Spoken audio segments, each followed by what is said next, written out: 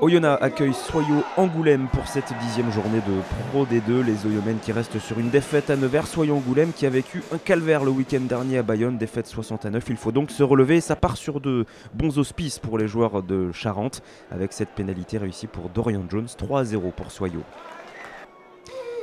L'ouvreur gallois qui est en grande forme, on est indiscipliné du côté d'Oyonnax et du coup cela fait 6-0 pour le SA15.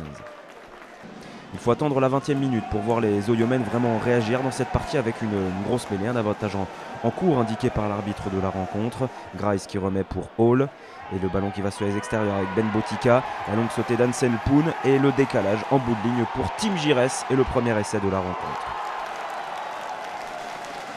Un essai qui n'est pas transformé, 6-5, mais regardez le bon travail de Hall, la valise du demi de mêlée d'Oyonnax qui est un petit peu court, il est bien repris par la défense angoumoisine, la passe en tombant, la passe main à main en suivant décisive de Ben Botica pour le doublé de Tim Giresse. Cette fois-ci, c'est transformé par Ben Botica, cela fait 12-6, mais on ne s'arrête pas en si bon chemin du côté d'Oyonnax Rugby. Regardez Rory Grice qui profite de l'avancée de son paquet d'avant pour aplatir un troisième essai, c'est transformé 19-6, bonus offensif en poche.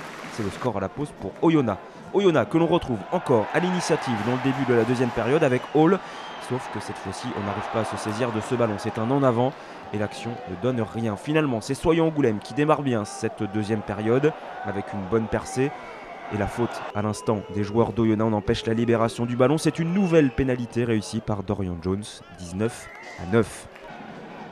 Sauf que les galères s'enchaînent pour Oyonnax. Regardez ce plaquage explicite, plaquage très haut de Steven Sykes. Le deuxième ligne est exclu 10 minutes. Carton jaune. Et ça fait donc une nouvelle pénalité pour Dorian Jones. 100% pour l'ouvreur gallois. 19-12. Les taux se resserrent sur Oyonnax. On va essayer de réagir avec cette grosse mêlée, cette grosse poussée des joueurs de l'Ain qui récupèrent la pénalité. Petite échauffourée, rien de bien méchant.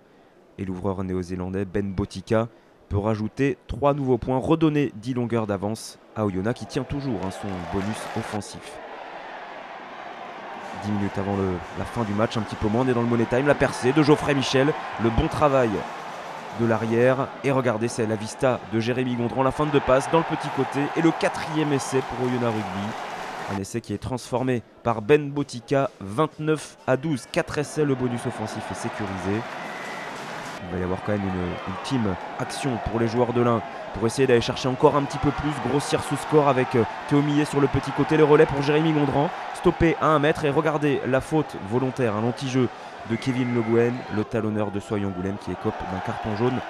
Le SA15 termine la partie à 14 contre 15, mais cela ne change strictement rien. Victoire bonifiée d'Oyonnax 29-12, c'est le 3e succès bonifié de suite à Charles Maton.